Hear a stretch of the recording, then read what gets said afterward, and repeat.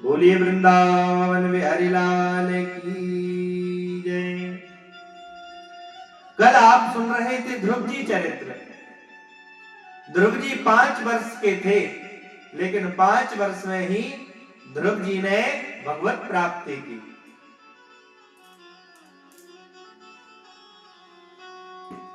इसलिए सज्जनों, बच्चों को जहां पर भी सत्संग भागवत कथा, जहां पर भी सत्कार्य हो रहा होता है, वहां पर बच्चों को जरूर लाना चाहिए,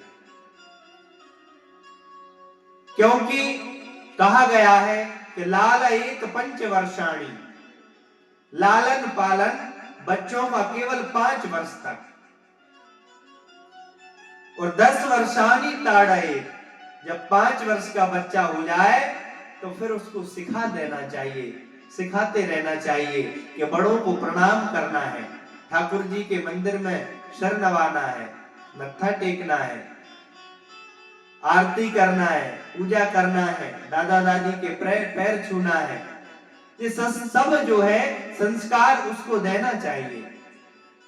लालयेत पंचवर्षाणि 10 वर्षाणि ताड़येत, फिर उसको ताड़ना भी देना चाहिए। 10 वर्ष के भीतर ताड़ना देना चाहिए। ताड़ना कैसी कि गलत काम अगर कुछ कर रहा है तो उसको डांटो, बेटा ये गलत है। और प्राप्ते तु षोडशे वर्षे पुत्र मित्र वदाचरेत, जब पुत्र 16 वर्ष का हो जाए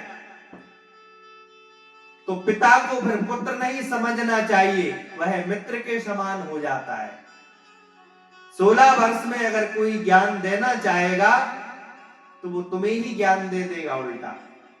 इसलिए शुष्क काष्ठानि मूर्खाश्चा न नमन्ति कदाचन, जो बचपन के संस्कार हैं एक बार प्रवेश कर गए तो जीवन में कभी निकलते नहीं है।